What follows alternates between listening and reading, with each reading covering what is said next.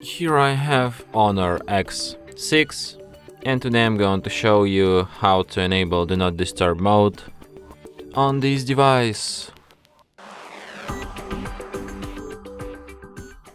So to do this, firstly you have to go to the upper bar, and here you can find the button Do Not Disturb. So by tapping on it once you can switch this mode. For holding, by holding finger on it, like for about a second, you can go to its settings immediately. Here you can also switch Do Not Disturb mode. Here you can enable a schedule for it. Here you can set up a schedule, you can select on which days it will repeat, you can select start time, end time of this schedule. You can also allow interruptions. It could be calls from anyone, from contacts only, from favorite contacts only, or from nobody. The same goes for messages.